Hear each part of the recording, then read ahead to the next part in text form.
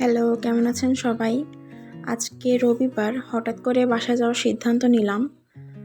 অনেকদিন ধরে বাসায় যাবো করছি, কিন্তু আসলে যাওয়া হয়ে উঠছিল না। ক্লাস ছিল, এক্সাম ছিল। তো হঠাৎ করেই আর মন টিকতেছিল না। মনে হচ্ছিল যে কখন বাসায় যাব। তো মনের উপরে তো আসলে আর কিছু নাই। তো এখন বাসায় যাচ্ছি। আর আমি আর আমার ফ্রেন্ড সবসময় একসাথে যাওয়া আসা করি। তো ও এইভাবে একটা জিনিসই সবসময় দেখতে থাকে বাহিরে মাথা দিয়ে, যে ওর ব্যাগ কেউ নিয়ে যাচ্ছে কিনা। ওকে আমি এখন পর্যন্ত বুঝাতে পারিনি যে না, তোর ব্যাগ কেউ নিবে না, তোর ব্যাগ তুই নিবি। তবুও সে প্রত্যেক স্টপে ওরকম বাহিরে মাথা বের করে তাকায় থাকে যে তার ব্যাগ কেউ নিয়ে যাচ্ছে কিনা। তো ওই দিন আমাদের কেটে গেছে। এটা তার 2 দিন পরে আমি একটু অসুস্থ ছিলাম। সুস্থ হওয়ার পরে আসলে মনে হলো একটা কেক বানাই। অনেক দিন ধরে বেক করা হয় না। তো বেকিং আসলে অনেকটা হাতের উপর নির্ভর করে, জিনিসপত্রের উপরে নির্ভর করে, আর ভাগ্য তো অবভিয়াসলি। কারণ আমি আমার জীবনে যতবার কেক বানাতে যে ব্যর্থ হয়েছি, অতবার পরীক্ষায় কখনো ফেলও করিনি। যদিও বা পরীক্ষায় এমনি আমি কখনো ফেল করিনি। তো আস্তে আস্তে আমি সব জিনিসপত্র মেশাচ্ছিলাম, বিট করছিলাম। সময় সাপেক্ষ। এইটা হচ্ছে লিকুইড দুধ। আমি কেকে সবসময় একটু লিকুইড দুধ দেই, কারণ আমার মনে হয় কি তাহলে কেকটা একটু সফট হয়।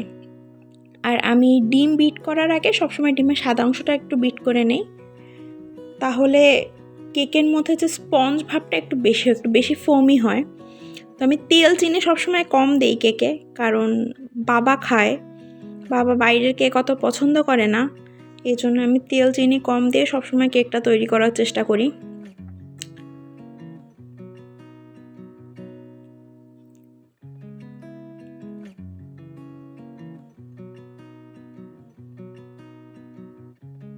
আমি এখানে 4টা ডিমের কেক বানাচ্ছিলাম। তো একবারে তো হবে না, আমার 2বার বেক করতে হবে। বাট মিক্সিং প্রিপারেশনটা আমি একবারেই করি। আমি প্রথমে একটা ছোট বোল নিয়েছিলাম, তো পরে বুঝলাম যে না, বোলটা ছোট হয়ে যাবে।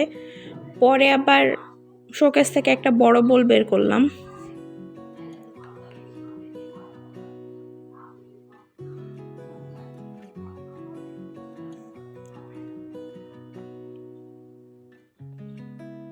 আমি দেখলাম যে একটু স্টিকি হয়ে গেছে বেশি, এই জন্য লিকুইড দুধটা আমি পুরোটাই দিয়ে দিলাম। আর প্রত্যেকটা জিনিসের পিছনে সবাই বলে না যে বিহাইন্ড দ্য স্টোরি বলে একটা কথা থাকে না, তো এইটা হচ্ছে আমার কেক বানানোর বিহাইন্ড দ্য স্টোরি। আর আমি কেক ওভেনে বসিয়ে দিয়েছিলাম। এটা আমার ফার্স্ট কেক।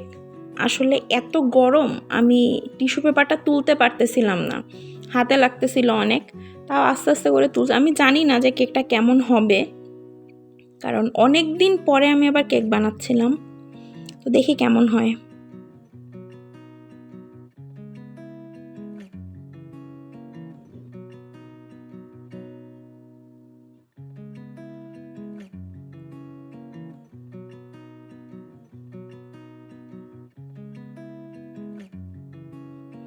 কেকটা ফুলছে এবং সফটও হয়েছে।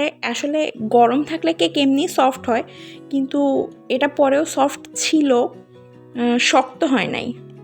দেখলেই বোঝা যাচ্ছে যে আমি গরম এবং এত নরম যে আমি ধরে তুলতে পারতেছিলাম না। আসলে নিজে কিছু কষ্ট করে বানালে তার আউটকাম ভালো আসলে অনেক ভালোই লাগে।